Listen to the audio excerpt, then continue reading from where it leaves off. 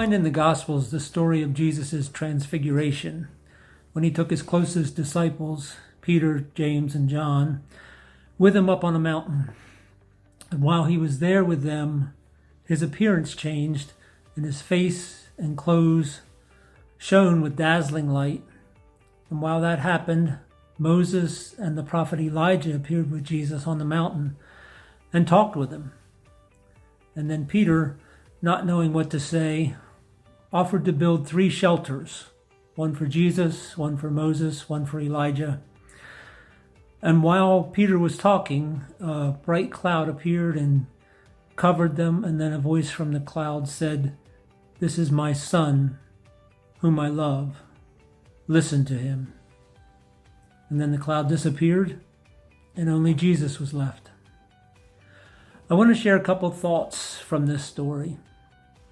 First, I find it interesting that God, when he gives this succinct message to Peter, James, and John, that he chooses to say about his son, listen to him. I think of all the other things he could have said.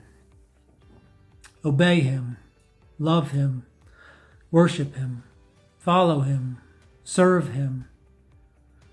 I think the implied message from God is, I want your attention. He wants our attention because he has all kinds of things to tell us and to show us.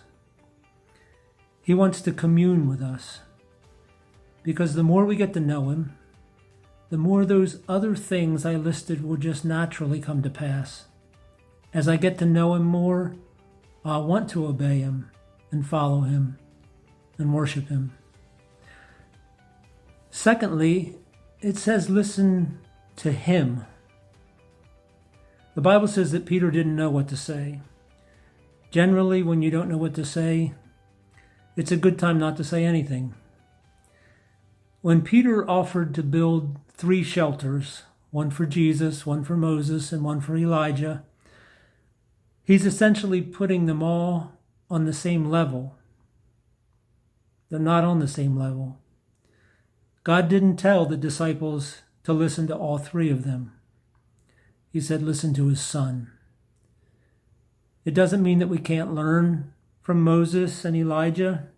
They were great men and great examples, but they were still people, and they still had flaws and failures. For us today, there are many voices clamoring and vying for our attention, but not all of them know what they're talking about. And some of them could have learned from Peter's mistake and just be quiet. But the Bible says that Jesus is the author and finisher of our faith. Let's listen to him. He wants to speak with us. He knows where we are. He knows what we're going through.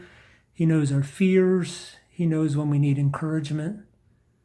So if you're feeling weak or frail or overwhelmed or tired or at the end, listen for his voice. He longs to talk. My prayer for you today is, for all of us today, is that we can make ourselves ready to listen to him. Love you guys.